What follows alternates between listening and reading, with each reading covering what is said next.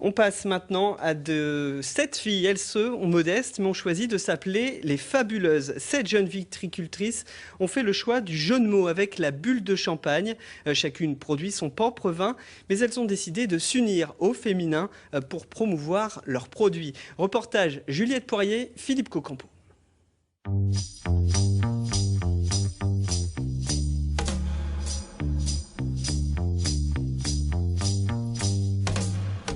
Charlotte, Sophie, Hélène, Claire, Mathilde, Florence et Lorraine. 7 viticultrices au parcours différent, originaires de la Marne et de l'Aube, rencontrées pour la plupart pendant leurs études et qui revendiquent haut et fort l'amour de leur métier. L'idée de départ, c'était un peu de faire connaître la Champagne au féminin. Que les femmes sont acceptées dans le milieu champenois, qu'elles ont leur place à vinifier ou à exploiter l'exploitation qui revient de nos parents ou pas. On n'est pas des féministes, c'est pas ce qu'on veut revendiquer. On est des copines qui avons le même métier, qui avons les mêmes problématiques et qui voulons avancer ensemble. Leur coup d'éclat, leur association, les Fabuleuses. Créée il y a moins d'1 an, une manière d'être solidaire et surtout visible dans le monde des vins et du champagne, via les médias et les réseaux sociaux.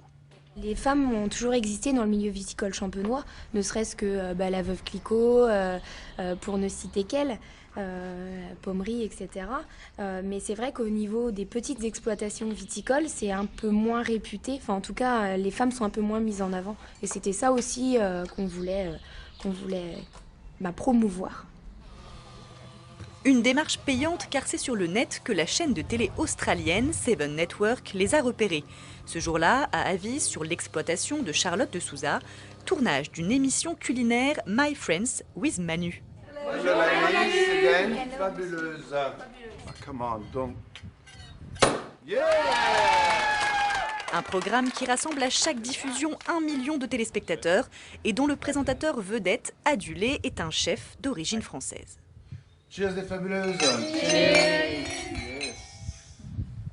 Elles ont les bulles en champagne, mais elles ont les bulles dans leur attitude aussi. Elles sont pleines de charme et elles ont un métier super et un bureau génial.